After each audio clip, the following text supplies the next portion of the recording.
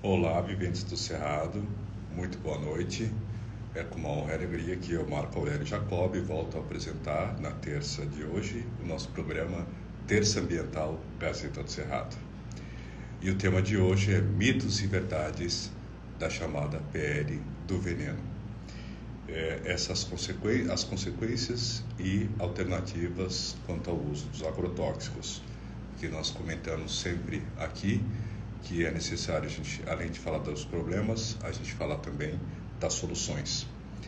Para quem não sabe o que está acontecendo, esse projeto de lei, que é a PL 6299 de 2002, ou a chamada PL do veneno, ela foi aprovada pela Câmara dos Deputados no último dia 9 de fevereiro deste ano, após 20 anos de tramitação no Congresso. Essa PL ela cria novas regras para o uso de agrotóxicos aqui no Brasil e deixa muito mais flexível a liberação de alguns insumos que, inclusive, são proibidos em vários países do mundo. A Gazeta do Cerrado fez uma matéria hoje explicando as consequências e as nuances e os detalhes, inclusive com dossiês e com relatórios que foram enviados tanto à Câmara dos Deputados quanto ao Senado, alertando sobre os perigos da liberação desses produtos químicos que estão para serem liberados ou flexibilizados dentro do Congresso. Nós aqui estamos convidando duas especialistas para falar na questão da parte científica, que nosso intuito não é sim ter uma visão holística, e sim ter uma visão científica do que é e do que está acontecendo neste momento no Congresso. Nos deputados federais aqui do Tocantins, nós também fizemos aqui uma matéria. O único que votou contra essa PL foi o deputado Célio Moura, do PT, mas o resto, Dulce Miranda, do MDB, o Carlos Gaguinho, do DEM, a professora Dorinha, do DEM, o Vicentinho, do PL, o Libores, da Solidariedade, o Osiris Domaso, do PSC, e o Thiago Dimas, do Solidariedade, votaram a favor. Com a aprovação do texto, caso seja aprovado, segue para a PL o prazo para liberar o registro de uso de agrotóxicos nas lavouras passa de 7 anos para 30 dias, ou seja, não dá nem tempo de pesquisar, verificar e checar se tem as consequências e quais as consequências para o uso tanto nos seres humanos quanto na natureza. E para isso a gente convidou duas pessoas, duas especialistas que entendem muito do assunto. A primeira é a Márcia Montanari, nutricionista, professora do Instituto de Saúde Coletiva da Universidade Federal do Mato Grosso, pesquisadora do Núcleo de Estudos Ambientais de Saúde e Trabalho, NEST, e tem o foco em estudos sobre alimentos, soberania alimentar, promoção dos territórios saudáveis e sustentáveis e saúde dos povos tradicionais. Já libero a entrada aqui. E também a Mônica Costa, que é fisioterapeuta sanitarista, epidemiologista e especialista em vigilância e promoção à saúde em ambiente e trabalho da Fiocruz, do Distrito Federal, e mestre em Ciências da Saúde, aqui da Universidade Federal Tocantins, e atualmente é servidora assessora do Sereste Tocantins, da Diretoria da Vigilância em Saúde Ambiental e Saúde do Trabalho, aqui da Secretaria do SESC Tocantins, e pesquisadora e membro externa da Universidade Federal e do Fiocruz do Ceará, também na área de saúde coletiva. Aqui a gente vai liberar a Márcia, fazer o convite também para a Mônica. Olá, professora.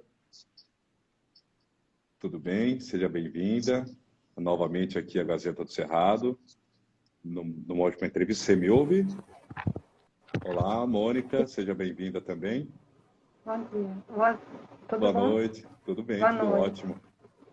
Então, acabei de apresentar vocês, só para resumir aqui, a Márcia é nutricionista, professora do Instituto de Saúde Coletiva da Universidade Federal do Mato Grosso, pesquisadora nessa área de saúde e soberania alimentar. Ela já veio participar aqui da Terça Ambiental ano passado para falar sobre os impactos, consequências e as pesquisas dentro da questão dos produtos químicos, dos agrotóxicos relacionados à saúde humana, inclusive a regiões onde são próximos as aplicações desses agrotóxicos. E a Mônica Costa, que é fisioterapeuta, epidemiologista, também especialista em vigilância e a saúde e ambiente de trabalho da Fiocruz, e mestre em ciências da saúde, também está trabalhando na Sereste, que é um setor aqui da Secretaria de Saúde, é isso, se eu estiver enganado. que trabalha nessa questão da vigilância, saúde ambiental e saúde do trabalhador. E também faz parte do Fórum de Combate aos Agrotóxicos, que aqui também foi encabeçado pelo Ministério Público do Tocantins, do Estado do Tocantins, e infelizmente o promotor que é responsável pelo fórum não pôde comparecer hoje, mas eu estou muito bem acompanhado de duas especialistas que vão poder nos explicar um pouco mais sobre o que é a PL do veneno. Mônica, eu gostaria que você comentasse um pouco antes sobre o que é essa PL que está tramitando no Congresso, né? Foi aprovada na Câmara, que eu acabei de fazer a introdução, e que agora foi encaminhada ao Senado. Quais são as principais mudanças e por que ela estava há 20 anos parada no Congresso e por que desengavetaram agora? Bom, boa noite a todos que estão nos acompanhando aí. Boa noite à professora também, Márcia. Bom, a PL, né, 6.299, ela foi prospectada como um projeto de lei em 2002. A partir de então, organizações civis, de pesquisa, técnicos, né, da saúde, instituições comprometidas com a questão da saúde ambiental e da saúde da população e saúde do trabalhador, vem se posicionando com relação a esse projeto de lei, que no decorrer do tempo foi agregando outros projetos dentro, e hoje a gente a tal chamada PL do veneno ou pacote do veneno, né, que tem como objetivo fazer uma espécie de degradação do que a gente já tem como lei, né, a lei de agrotóxicos, que é a que rege o nosso território nacional com relação à regulação, fiscalização, e que realmente a gente precisaria estar atualizando, né, porque ela já está um pouco antiga, mas não atualizada no ritmo e da forma como ela está sendo tratada, né, no nosso Congresso Nacional. A gente precisaria, sim, de atualizar com relação aos produtos, hoje a gente não trata só de agrotóxico, hoje a gente tem que trabalhar com o agrotóxico, com o agroquímico, né, que hoje é a palavra que a gente está utilizando mais, porque tem outros aditivos aí sendo utilizados pelo agronegócio, que podem ser muito prejudiciais à saúde do ambiente e à saúde da população, né? E, além disso, também tem uma questão que a gente também precisa se aprofundar na discussão, junto com a população, com relação aos domes sanitários, que pegam domes sanitários, porque nada mais do que a gente colocar em embalagens pequenas princípios ativos muito perigosos, da mesma forma que são os agrotóxicos, a gente embala em embalagens pequenininhas, como se fossem, né, pílulas, e comercializa como remédio para formiga, remédio para o cupim, remédio... Então, assim, a gente está comercializando produtos tóxicos, perigosos, mutagênicos, carcinogênicos, e que a gente hoje verifica que são os produtos que são mais acessíveis, né? A gente não tem uma fiscalização apropriada, ela é muito insuficiente, né? Incipiente, e o acesso é muito fácil, e são os produtos que são mais utilizados para tentativa de suicídio, né? Hoje os suicídios no país são basicamente, o que é utilizado são esses agrotóxicos, né? Porque eles são agrotóxicos. Para as pessoas, os que tentam suicídio estão usando agrotóxicos, é isso? Isso. É o que mais é utilizado, é o que mais tem acesso fácil. Qualquer casa agropecuária, você vai lá e pede: eu quero um remedinho para formiga. São princípios ativos muito perigosos, organoclorados, que fazem toda uma disfunção neuroendócrina, que eu acho que a professora vai abarcar um pouco mais aprofundamento nisso, e que matam, e que sequelam, que o uso inadequado, irracional disso também intoxica, né? A gente está expondo a população a um perigo muito grande, e a gente precisa fomentar a discussão junto à população, junto aos órgãos de controle, e a PL do veneno só vem desregular ainda mais todo esse processo, né? O que a gente já está difícil da gente fiscalizar, da gente regular, isso cai totalmente por terra com essa PL, porque você coloca um órgão somente para poder fazer o registro e o controle e a liberação disso, né? Tirando totalmente a autonomia da saúde e das instituições do meio ambiente em se posicionar com relação aos riscos que esses produtos ocasionam, né? Ele está diminuindo de 7 anos para 30 dias o prazo máximo para liberação, é isso? De uma solicitação? Dá tempo de analisar um produto como esse para ser usado em lavoura em 30 dias? Então, esse é um ponto importante que a PL faz totalmente uma desregulação total do que a gente já tem minimamente preconizado, né? Para a gente ter um registro liberado pela Anvisa de um produto, né, a ser comercializado e utilizado no país, no pedido de registro você tem que comprovar a segurança daquele produto, né? Então você precisa apresentar pesquisas sobre a segurança, sobre a questão da letalidade, da toxicidade, né, da questão daquele produto. E a gente já tem visto uma dificuldade muito grande com a lei já existente com relação a essas questões, em que, na lei existente, prevê que, periodicamente, tenha que se ter um monitoramento do uso desses produtos, né? Tem que se ter um monitoramento de quem utiliza diretamente, por exemplo. Na questão da saúde do trabalhador, a gente tinha que ter um monitoramento de todos os trabalhadores que utilizam diretamente esses produtos. Não é uma realidade que a gente verifica no país. A gente não tem esses monitoramentos sendo realizados pelos empregadores, pelos gestores, enfim, por toda a cadeia produtiva que produz, utiliza, comercializa, né, esses produtos. Parte daí. Quando a gente tem uma evidência, está previsto em lei, na lei existente, está previsto, e a gente não tem isso de fato ocorrendo. Já é um ponto que a PL já tira totalmente, né? E a gente perde com isso, e que já está previsto em lei e a gente não está tendo nem a eficiência disso. Então, outro ponto muito importante a ser destacado dessa questão da PL é que se a saúde ou se o meio ambiente tem evidências da questão do risco, da toxicidade, né, do dano daquele produto, e essa evidência ela é colocada, ela pode ser revisto a autorização daquele produto. E aí correr para um processo de banimento daquele produto. E o que a gente verifica hoje, né? A gente tem isso previsto na lei atual, o que a PL vem retirar totalmente. E o que a gente tem visto com a lei atual? A gente passou por um longo processo pelo banimento do paraquat, houve o banimento, houve prorrogação, produto, né? É um produto que está banido pela União Europeia, é altamente mutagênico, carcinogênico, é um produto muito perigoso, bem comparado, eu acho que vocês vão lembrar que é mais popular, que é o DD4, né? O DDT, o pessoal fala muito DDT, isso aí popularmente mais assim, visualmente é mais reconhecido, né?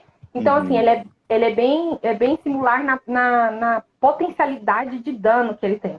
Então, ele está banido no comércio exterior, na União Europeia, em diversos países. A gente tentou recorrer e pedir o banimento aqui no país, e a gente vê, um longo processo para isso ocorrer. E quando a gente chega num ponto que vai ocorrer o banimento, a gente vê a solicitação de prorrogação, e ainda a gente encontra esse produto, mesmo que banido, sendo utilizado, sendo comercializado. Então, assim, é um retrocesso total, né, o que estão aprovando hoje no nosso meio político, né, com as nossas autoridades políticas, em que coloca em perigo, né, o nosso futuro, o futuro da nação brasileira, porque a quem estão servindo? A serviço de quem? Né? A que interesse está ocorrendo esse longo período de ataque à legislação brasileira com relação à proteção da saúde da população e o ambiente, né, desse território. A gente vê quem se posiciona a favor são as multinacionais que têm o interesse de jogar esse lixo tóxico aqui, porque nada mais é que não consegue comércio no exterior, está sendo tudo banido, está tendo políticas públicas restritivas. Esse Roundup, que é um dos venenos, né, dos agrotóxicos mais vendidos, inclusive é utilizado até fora do fim dele, que ele é vendido no combo, né? Você vende as sementes transgênicas e já o produto feito para aquelas sementes transgênicas. Ele está sendo vendido como mata-mato até para jardinagem comum, né? E essa empresa, que era a Monsanto, que agora foi comprada pela BASF, é uma das que patrocina as grandes feiras e exposições agropecuárias, né? E são esses grandes lobistas, né? Desses deputados e congressistas para poder liberar, porque justamente é aqui o país onde essa empresa tem o maior lucro no planeta, né? Dentre todas as representantes de vendas, representantes comerciais, aqui o Brasil é o que mais gera lucro para essas empresas, né? Então, claro que eles vão se defender comercialmente e, infelizmente, atrapalham as informações de esclarecer. Por isso que, justamente, a gente fez a temática de hoje, da terça ambiental, para esclarecer, né? A professora também já vai falar um pouco sobre as consequências disso na saúde dos seres humanos, né? Mas a gente fica muito preocupado, né? De um prazo de 7 anos para você avaliar um produto, agora cair para 30 dias, de ter a liberação de alguns produtos, né? De por embargos jurídicos conseguir ainda se manter sobrevivendo, mesmo com um impacto à saúde muito grande. E a gente também já trouxe aqui uma reportagem, replicou uma reportagem de um caso que a Monsanto perdeu uma ação nos Estados Unidos, sem pagar uma indenização de 4 milhões de dólares, porque foi comprovado que causou câncer a um fazendeiro, e ele conseguiu comprovar que foi por aplicação direta desse Roundup, que é esse produto que a gente insiste em comprar para matar mato nos nossos próprios quintais, né? Infelizmente. Eu gostaria que a professora comentasse desses produtos que estão sendo avaliados, porque a Mônica me passou o dossiê com uma lista de vários produtos que estão sendo analisados ali, e dentre eles, assim, eles são perigosos para a nossa saúde, professora? Agora com a Márcia Montanari, eu gostaria que ela comentasse para a gente. Boa noite, pessoal. Vocês me ouvem bem? Sim. Tá legal ótimo. o retorno aí? Boa noite, Mônica. Boa noite, Marco. Grata pelo convite, né? Todos os espectadores aí da Gazeta do Cerrado. Então, assim, o que acontece? Em primeiro lugar, é importante a gente pontuar, assim, o quanto a gente fica, assim, realmente decepcionada, né, com um cenário político, de verificar, assim, como essa PL encontrou um lastro, né, de aprovação, né, assim, como os nossos deputados votaram vergonhosamente a favor dessa PL do veneno, né? É uma PL que já tramita há muitos anos, né, e pela gravidade das medidas que ela impõe, né, ela não tinha sido aprovada ainda, porque, de fato, ela precisava de uma ampla discussão. Essa ampla discussão, ela não chegou, né, ela não foi feita pela sociedade. A sociedade não está compreendendo, não compreende, ainda não sabe do que se trata. E, assim, a impressão que a gente tem quando a gente lê a PL do veneno é assim: ninguém tem coragem de aprovar uma coisa dessas. Nem mesmo quem é do agronegócio, depende das exportações, teria coragem de aprovar uma coisa dessas. Né? Porque é como se fosse um tiro no pé. Um verdadeiro retrocesso, né? Porque enquanto o mundo todo caminha para discutir a questão ambiental, né? Para discutir os impactos ambientais dos processos produtivos, enquanto o mundo todo discute a questão da redução do uso de agrotóxicos, o Brasil lança a mão de uma legislação que vai absolutamente flexibilizar ainda mais, né, a entrada desses insumos químicos no país, né? Como a Mônica colocou, né? Tudo aquilo que ninguém quer vai acabar vindo para cá, o que já é um movimento que acontece, mas que a Lei 7.802 de 89, ainda, apesar de todas as suas, né, de sua necessidade de reformulação e sua necessidade de atualização, ela ainda conseguiu assegurar muitas coisas importantes, muitos dispositivos importantes. E que agora, com a pele do veneno, a gente sabe que isso não vai mais acontecer. Uma das coisas assim de maior gravidade que nós entendemos, né, a gente que está estudando aí os impactos dos agrotóxicos na saúde humana e no ambiente já há algum tempo, né, faço parte de um núcleo de pesquisa aqui da Universidade Federal de Mato Grosso, que a gente já detectou presença de resíduo de agrotóxico no leite materno, sangue e urina de trabalhadores, né, matrizes ambientais, água de rio, água de chuva, água de poço artesiano, alimentos de maneira geral, no ar, né?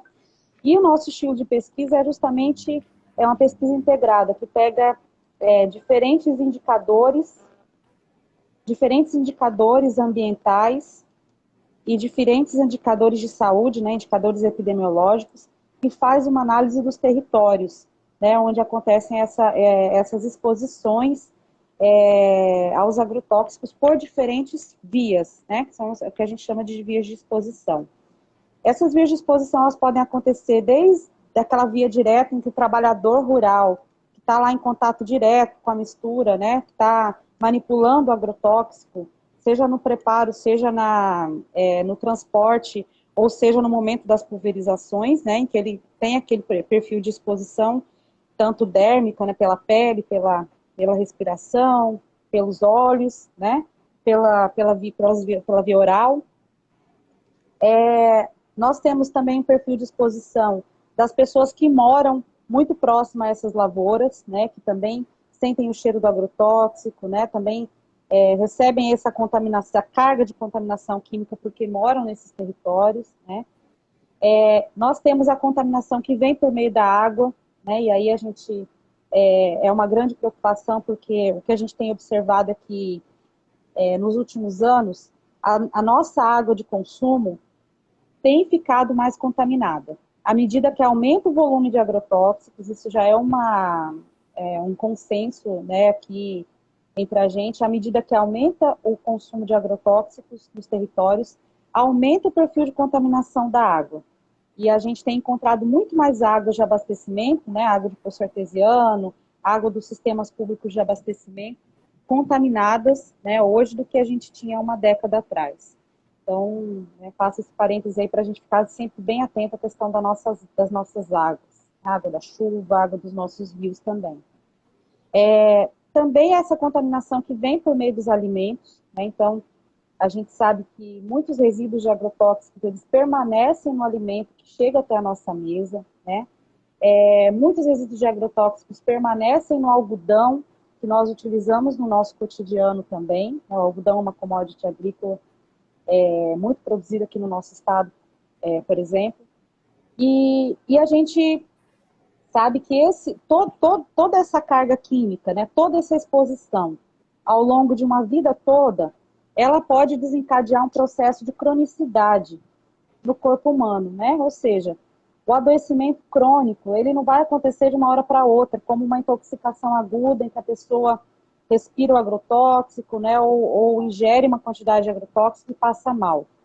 O adoecimento crônico, ele é sutil e ele vai se vincular a outras formas de exposição também, a outros fatores de risco, que são cumulativos no corpo humano e que podem causar, né, ao longo do tempo, diversos problemas de saúde, como, por exemplo, o câncer, né, diversos cânceres, as mutações, as malformações fetais, os abortos, os problemas reprodutivos na população, as doenças endócrinas e metabólicas, né, então, já existem estudos... Endócrinos que tireoide, hipotireoidismo...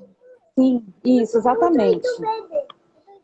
E até piores do que essa. Isso. Essas são algumas, né? Fui só piores? Responder ali. Por exemplo? As doenças endócrinas, né? Assim, já existem estudos que associam diversos ingredientes ativos, né? Diversos agrotóxicos ao diabetes, ao hipotireoidismo, às doenças renais, né? Então, assim, diversas doenças que podem estar relacionadas, né, ao que a gente chama de disrupção endócrina, né? E aí que vão desencadear uma série de problemas no nosso corpo todo. As doenças neurológicas, né, doenças, depressão, ansiedade, autismo, né? O autismo tem uma grande associação com o glifosato também, que é o ingrediente ativo do mata-mato, né? Esse que você falou do Roundup. Doenças relacionadas, né, mal de Alzheimer, Parkinson, também tem relação com diversos produtos químicos. Inclusive esse que Até Mônica comentou, né? Até o Alzheimer. Meu Deus. Tá, mas sim, assim, um problema. Essas pandemias, mas assim, quanto a gente conseguiria mesurar, por exemplo, de quantos casos de autismo, quantos casos de Alzheimer percentualmente foram provocados por agrotóxico? A gente teria um estudo nisso? A gente sabe que a maior parte, menor parte, tem algum tipo de associação nesse sentido já? Alguma pesquisa? Marco, no sistema de saúde, a gente não tem nenhum sistema que realmente quantifique isso na realidade. Agora, imagine levar isso para a pesquisa. O que a gente consegue perceber, de fato, por observação. Você vai hoje numa escola matricular seu filho, tem 10 crianças com necessidades especiais de aprendizagem, com diagnóstico de autismo ou deficiência intelectual. Entendeu? Então, assim, a gente vem sendo sucateado para não aparecer os impactos que o uso irracional do agrotóxico está causando. A gente não consegue quantificar a maior parte dessas doenças que a gente está falando aqui. A gente não tem um sistema de notificação e que quantifique isso de maneira real dentro da nossa população, né? Então, assim, fica difícil até mesmo para pesquisa, né? Se a gente tem produtos que causam esse tipo de doença e estão liberados e sendo utilizados nas nossas legumes, frutas, verduras, né, que a gente consome no dia a dia e pode causar essa série de doenças, o mínimo que tinha que ter um acompanhamento para ver se realmente, de fato, né, está impactando nas sociedades. Eu sei que a professora Montanari, ela tem um estudo relacionado às cidades vizinhas, onde tem aplicação, não é isso, professora? Então, o que acontece? A gente, quando a gente fala desse perfil de adoecimento crônico, a gente tem que levar em consideração diversos fatores, né? Então, as pesquisas, elas vão levando em consideração os fatores de risco, vários fatores de risco que somados, né, eles vão desencadeando todo um processo de adoecimento. O que acontece? Quando existem, por exemplo, alguns estudos, algumas pesquisas, né, sobretudo as pesquisas que estão relacionadas aí à questão dos limites de resíduo, as pesquisas, os ensaios biológicos, né, eles vão avaliando, por exemplo, o nível de exposição em animais, por exemplo, de experimentação, e a partir daí vão desencadeando todo um processo de discussão. E a partir disso, a gente replica na sociedade com sinais e sintomas e com a observação do território. É por isso que é importante, a gente tem esses estudos eles apontam os riscos, né? Então eles dizem, por exemplo, o quanto que o comportamento de um animal de experimentação, ele se altera com a exposição química, e aí, claro, a gente não vai expor pessoas, né? Isso não é nem eticamente permitido, né, de forma nenhuma. A gente não vai expor as pessoas ao agrotóxico para saber os seus riscos direto, para fazer aquela relação que a gente chama de causa e efeito, né? Aquela relação direta. Então, o que a gente faz? A gente faz a avaliação dos territórios, né? E faz a avaliação do perfil epidemiológico. E também a gente faz a avaliação, né, que é mais no nível molecular ali, de alterações genéticas, alterações moleculares, né?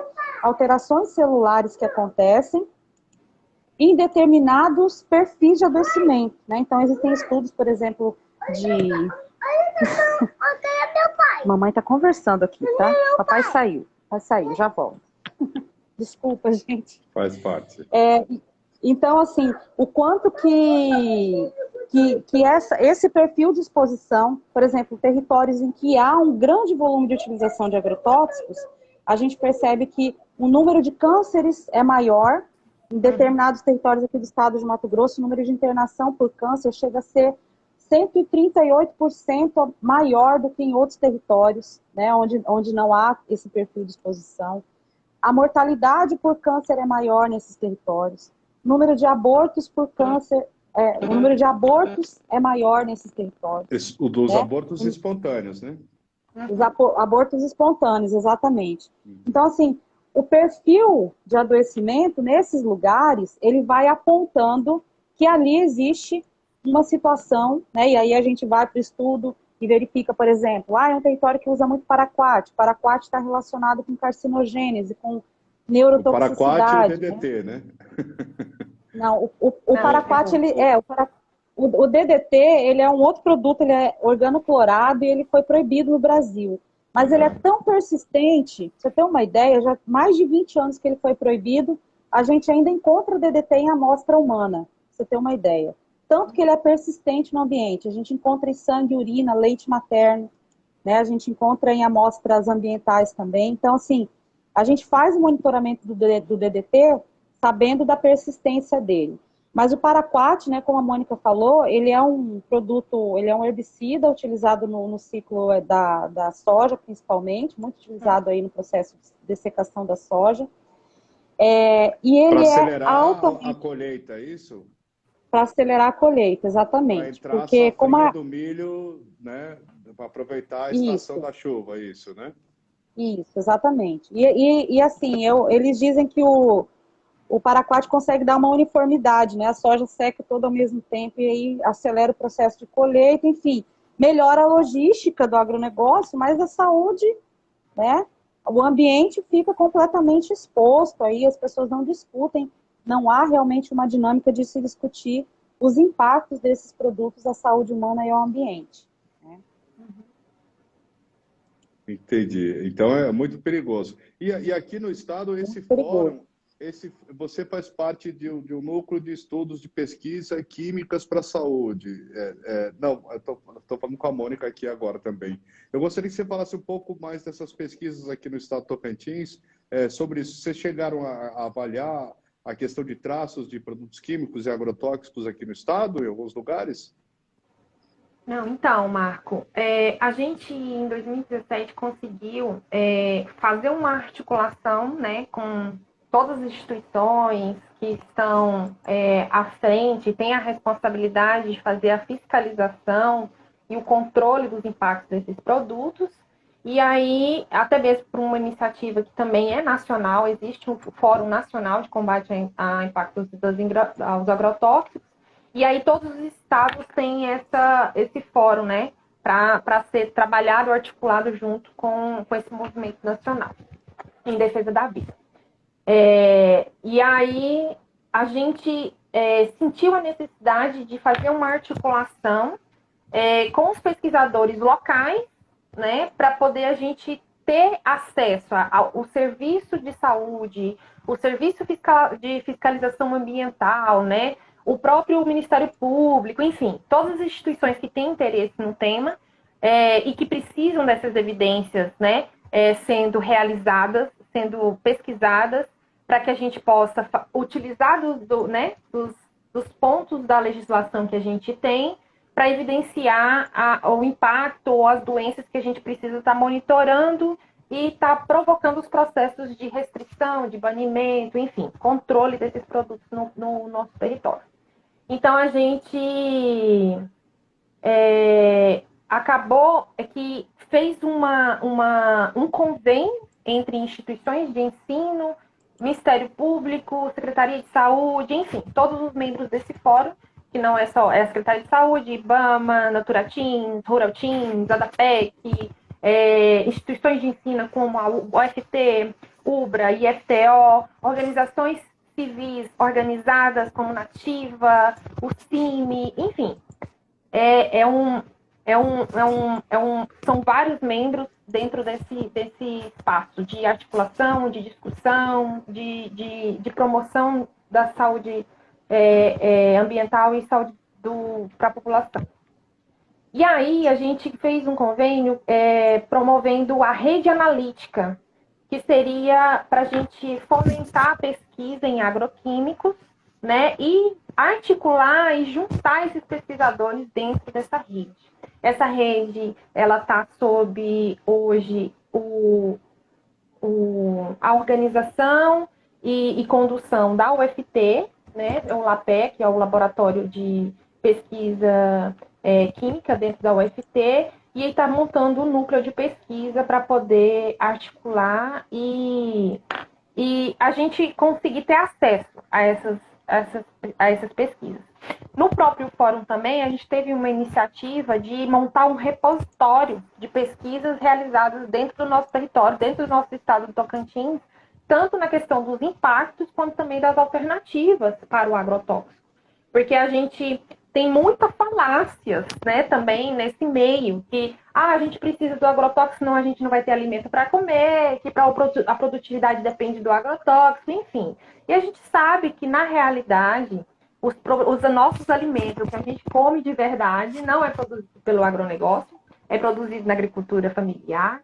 E a gente sabe que os sistemas de SAFs, né, agroflorestas, agricultura orgânica, é muito mais produtivo e fornece esses alimentos de forma segura e saudável para a população.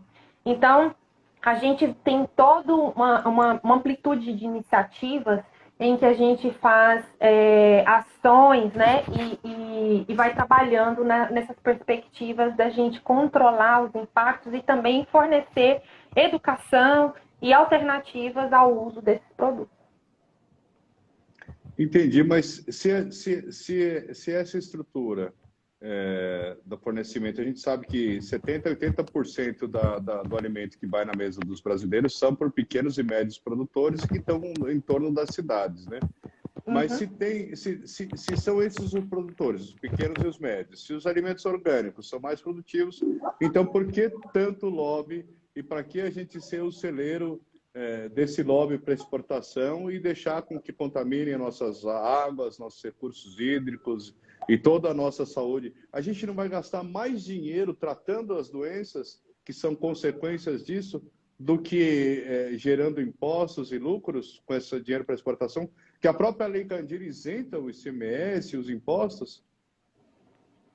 A questão é porque o cultivo que utiliza massivamente esses produtos são commodities, né? Soja, algodão. Então, são como se fossem ações de mercado, né? Então, assim, promove todo um lobby a favor do uso, né? Além disso, tem todo um interesse dessas multinacionais produtoras, né? Desses produtos, porque eles ganham lucro muito e são verdadeiras armas químicas, né? Então, assim, é um processo que a gente tem que fazer de desmistificação desse lobby e desse marketing que nos vende, né? De que o agronegócio, o monocultivo, isso é top, esse é tech. E se fosse tech, por que é pop? Porque se fosse tech, por que a gente não está utilizando as tecnologias que estão vindo aí, que não precisam utilizar tanto agrotóxico, né? Tem diversas tecnologias aí que a gente tem uma produção maior com uso reduzido de agrotóxico, de produtos químicos. E quando a gente vai fazer as vigilâncias, quando a gente vai no território, a gente não vê essa tecnologia empregada.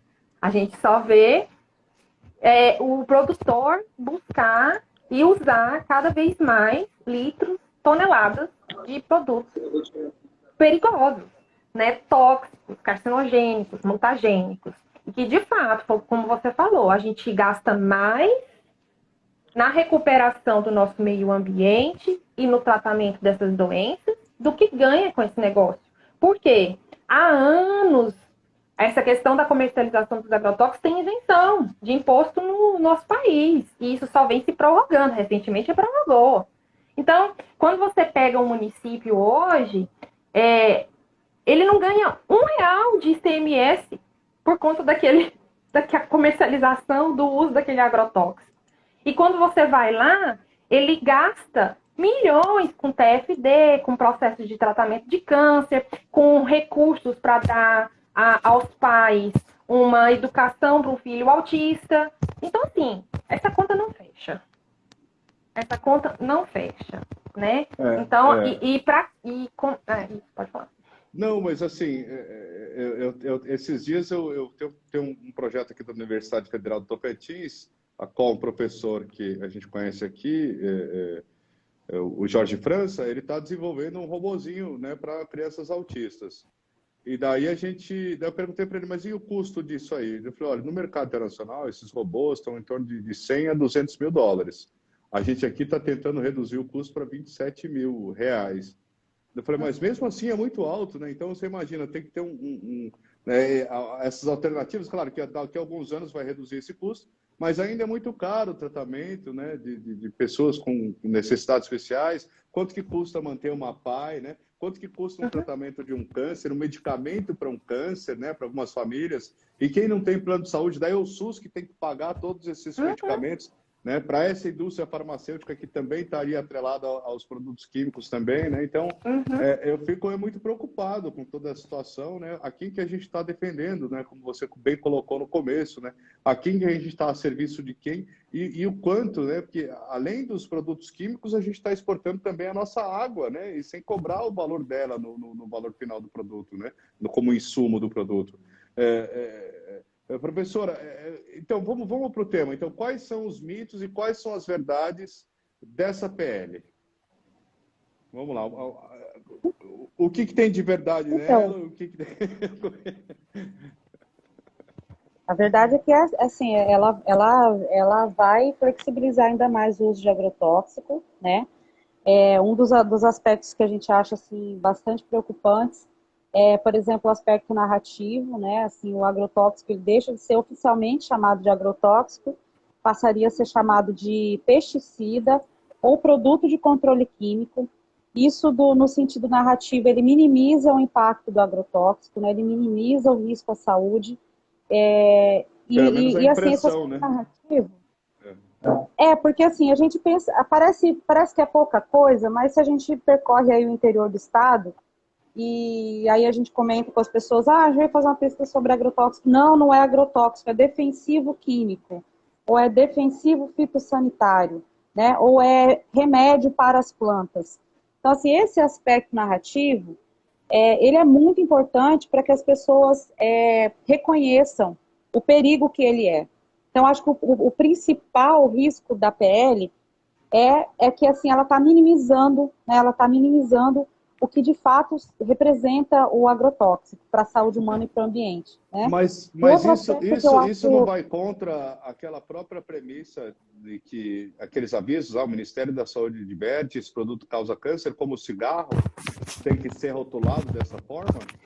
Exatamente. Se a gente tem toda uma legislação para, por exemplo, para o cigarro, um bom exemplo que você trouxe, por que é que a gente vai, né, flexibilizar o agrotóxico? Se a gente tem todo um processo, né, de cuidado, por exemplo, com a autorização de um medicamento, com a autorização de uma vacina, por que é que a gente vai fazer em 30 dias a autorização de um agrotóxico? Entende? Então, assim, existem interesses aí nessa aprovação da PL do veneno que vão contra os interesses da sociedade. Eu acho que mas isso. O fato de estar escrito que assim, a liberação deve ocorrer em até 7 anos, não quer dizer que dura 7 anos para autorizar também, né? Depende das pesquisas, né? O processo pode ocorrer antes, ou seja, pode ocorrer em 30 dias, se tiver um laudo, se tiver uma aferição, esse produto é ok, não faz tanto mal, é um fitoterápico, é uma alternativa, é um produto menos poluente. Então, não quer dizer que demore os 7 anos, né? Agora, você dizer que pode demorar no máximo 30 dias é duvidar na nossa racionalidade da ciência, né? Pôr em dúvida quais os interesses nós temos por trás disso, já que não dá para aferir se um produto realmente de fato... Aliás, a pesquisa da professora Montanari já está dizendo que realmente aumenta os casos de câncer em 138%. Então, isso aí já é fato comprovado cientificamente que sim, faz mal e que sim, a gente deve se preocupar e que sim, a gente deve restringir esses produtos que causam câncer e incentivar os alimentos orgânicos e não o contrário, né? é uma contramão, né? Parece que a gente está desevoluindo, não sei se é essa a minha impressão, se sou só eu, né? Mas parece uma desevolução geral de negacionismo de ciências, né? Dos dados que estamos aí, né? Uma outra coisa também importante de se dizer é que, assim, como a Mônica comentou, né? A Lei 7.802, que é a lei atual, de 89, ela diz o seguinte: se algum produto tóxico ele é considerado mutagênico ou carcinogênico em algum lugar do mundo, então ele automaticamente ele tem que entrar em processo de reavaliação no Brasil, né? Com a nova lei, com a nova PL do veneno, à medida que você dá uma autorização, essa autorização é eterna, ela não volta a ser reavaliada. Isso é um contrassenso, porque a ciência, ela evolui o tempo todo. E ela dá o tempo de pesquisar, né? Outros lugares pesquisando ao mesmo tempo o mesmo produto, né? Exatamente. Então, muitas vezes, por exemplo, um produto que é banido em outro país, ele vai continuar sendo liberado aqui no Brasil. Isso faz do Brasil, assim, um ótimo depósito de agrotóxico do mundo. Lixão tóxico. Então, existe um lixão tóxico, exatamente. Então, esse que é o grande, nosso grande, assim, nossa grande preocupação, né? Nós já temos aqui no Brasil uma legislação que flexibiliza limite máximo de resíduo, por exemplo, né? Se a gente for comparar o limite máximo de resíduo permitido nos alimentos, o valor máximo permitido de agrotóxico na água no Brasil com outros países, a gente vai ver que no Brasil ela é muito mais flexível. Qual que é a nossa diferença? Nós temos uma biologia diferente que nos permite... Vai tornar mais flexível ainda, né? Vai tornar mais flexível. A gente tem uma biologia diferente aqui que permite que a gente receba uma carga química maior, né? Ou a gente está realmente sendo exposto, na verdade, imposto um modelo produtivo, um modelo agroquímico, né? Que vai trazer doença, que vai trazer desequilíbrio ambiental, né? Que vai trazer uma série de problemas e que a gente não está discutindo isso, né, na sociedade. A sociedade não sabe ainda o custo social, né, dessa problemática toda aí do agrotóxico, né? E de fato é isso, né? Os interesses, a gente não recebe nem mesmo. Agrotóxico, medicamento paga imposto no Brasil, agrotóxico não paga imposto. Por que não paga imposto? Então, assim, toda uma discussão que eu penso que a gente precisa, e esse canal é importantíssimo, né, para que a gente possa realmente trazer essas questões para a sociedade, né, para que a gente possa realmente levar esses temas para serem discutidos no maior número de lugares possível, né, e que a gente, de fato, consiga ampliar toda essa discussão. Enfim, eu acho que assim, os riscos à saúde, essa conta vai chegar, né? Esse processo da PL 6299, né, sendo aprovado no Senado, né? Essa conta, ela chega, e ela chega sobretudo nos processos crônicos de adoecimento. Ela chega sobretudo no aumento dos casos de intoxicações agudas, né? Porque um outro aspecto também é que a PL reduz as informações de periculosidade, né? Ela coloca apenas sim, ela permite, por exemplo, que apenas aqueles agrotóxicos que causam risco imediato de morte sejam informados isso. Então, assim, isso é um problemão. Que apenas porque tem produtos que fazem isso, colocam risco imediato de morte? Sim. Sim. E nós vamos aprovar isso. Muitos deles já são aprovados. Se estragar ali e vazar aquele negócio, a pessoa pode vir a falecer, é isso? Se sim, estourar muitos deles sim. Meu Deus. Então, o que acontece? A gente reduz, só que daí o que acontece? Eu falo que é problemático isso, que é bem problemático isso.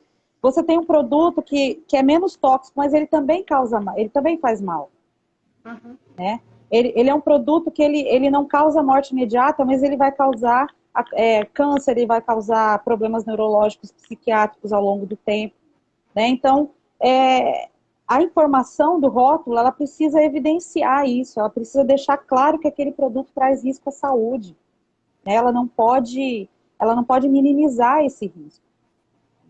A maior parte dos nossos agricultores, né, sobretudo agricultores familiares, trabalhadores rurais têm um nível de escolaridade baixo e muitos deles não conseguem nem ao menos compreender. A gente tem uma dificuldade imensa, até para a questão do uso do EPI, né, dos equipamentos de proteção individual, dos equipamentos de proteção coletiva, porque assim, à medida que se minimiza o risco, as pessoas também vão relaxando as suas práticas, né, de autocuidado, vão minimizando os cuidados, né? E isso realmente é um grande problema. E essa conta, infelizmente, vai chegar, né? Acho que a sociedade precisa ter essa clareza do que a gente está falando aqui, né? Essa conta vai chegar e quem vai pagar somos todos nós, né? Na verdade, já está chegando, né? Já está sendo vista, já está chegando. É epidemia de câncer no país, câncer infantil, né? Juvenil. É onde a gente mais pega, porque assim, câncer tem uma questão que todo mundo fala, para de fumar, tem hábito saudável, né? E aí joga a conta para o indivíduo. E aí, agora com essa epidemia de câncer infantil, de câncer juvenil, aonde que essa conta chega? Como é que explica o câncer com crianças nascendo com câncer? Isso vem da hereditariedade do acúmulo de substâncias químicas, né? Que estão sendo utilizadas, que a gente está consumindo por diversas vias todos os dias. E que a gente não consegue monitorar os limites que isso está sendo nos contaminando todos os dias, né? A gente não consegue mensurar qual é a dose diária que a gente está, de fato, consumindo todos os dias. E a gente sabe que em toxicologia, o que depende é dose, né? Para remédio e veneno, basta modificar a dose. Então, assim, a gente está num risco muito grande com a aprovação desse PL. A gente já está pagando, sim, a conta do uso desses produtos e a dificuldade que a gente está enfrentando com as alternativas. Na contramão da PL que foi proposta em 2002, todas essas organizações, né, de defesa da vida, de um país desenvolvido, mas de forma sustentável, né, com a proteção da nossa biodiversidade, com a proteção da saúde da nossa nação, da nossa população, foi apresentado também um projeto de lei que é a Política Nacional de Redução do Agrotóxico. E a gente não consegue discutir sobre isso na plenária, né, com as nossas autoridades políticas. A gente não consegue dar visibilidade a isso na nossa população. Então, assim, a gente fica sem entender em que espaço, em que formato de mundo que a gente está vivendo. Eu digo que a luz no fim do túnel, porque tem algumas pessoas sérias. Eu já trabalhei no governo do Paraná, no governo Roberto Requião. Eu fui assessor de comunicação da Secretaria de Meio Ambiente lá, durante 4 anos. E naquela época, o governo do estado do Paraná proibiu a exportação de soja transgênica pelo Porto do Paranaguá e fez um programa de incentivo à alimentação orgânica e fez um apoio, porque uma coisa muito difícil, que eu também fui supervisor de merchandising da Refresco Bandeirantes, que era da Coca-Cola, é muito difícil você conseguir espaço nas prateleiras de gôndolas de supermercado.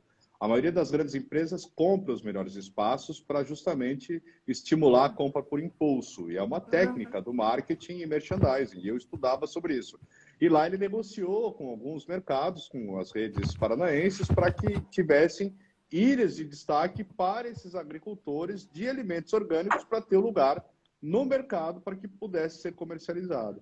Então, infelizmente, o governo, né, vai trocando, ele envelheceu, virou senador e tal, mas a gente não conseguiu ver outras práticas similares dentro desse mesmo processo. Mas eu gostaria de perguntar para vocês assim, e tudo bem, e se for aprovado agora no Senado, tem como a população, ou o Ministério da Saúde, ou se trocar o governo, revogar isso, ou voltar atrás nisso, ou tornar de novo, ou vai ter que de novo passar pelo processo e ler de novo? Vocês conseguem ter essa dimensão disso? Se a gente conseguiria barrar isso pelas justificativas de que causa câncer mesmo, por exemplo? somente pelo processo civilizatório e democrático, né? Um novo projeto de lei trazendo lei com proteção à saúde, do meio ambiente e da população. Para derrubar uma lei, só outra lei, né? Então, na verdade, o que a gente tem que lutar é que não se aprove esse projeto de lei, que realmente seja arquivado, e por que não aprovar o outro projeto de lei que traz a Política Nacional de Redução do Agrotóxico, que foi colocado em 2016, que é o projeto de lei 6.670. Por que a gente está debatendo esse projeto e aprovando esse projeto? Então, é um processo civilizatório e democrático. Então, se a gente chega num ponto que eu acho que é o fim do desmonte da regulação sanitária do país, a aprovação dessa PL, né? A gente tem que fazer um movimento do processo democrático, né, de discussão de um novo projeto que realmente a gente tenha aí uma proteção, que tenha uma regulação desses produtos. Só tem esse meio de reverter. Mas isso não vai contra algum aspecto da Constituição, que o governo tem que garantir a soberania alimentar e a saúde da população? Isso, para mim, pela consequência que vocês estão falando, isso vai contra até a própria função do governo, que é preservar a saúde da população. Então, está indo na contramão da própria garantia que o governo tem que dar para a população, né? Você falou tudo, Marco. E, assim, já tem um livro publicado, que eu te passei o link, que eu acho que tem que ser publicizado, que foi publicado pela Abrasco, né, e pela ABA, Associação Brasileira de Agroecologia, que foi uma reunião de documentos técnicos, evidências científicas, que trazem tudo isso que a gente está conversando aqui hoje, e que eu acho que a população tem que se apoderar, tem que ler, e é super fácil de entendimento. Então, assim, não precisa ser nenhum expert, especialista em toxicologia, produtos químico, industrial, nem nada. Então, assim, é se apoderar da informação, é ter criticidade do processo, né? E, realmente, todo esse livro, todo o arsenal de evidências científicas e produtos técnicos já foi colocado dentro da Câmara, dentro do Senado. O que a gente não consegue entender é que, se com base e fundamentação técnica científica, como é que eles aprovam algo na contramão disso e em detrimento dos direitos fundamentais da vida, né? Os direitos fundamentais de vida da pessoa. Então, assim, a gente não está conseguindo compreender a lógica da evolução dessa PL nos espaços democráticos.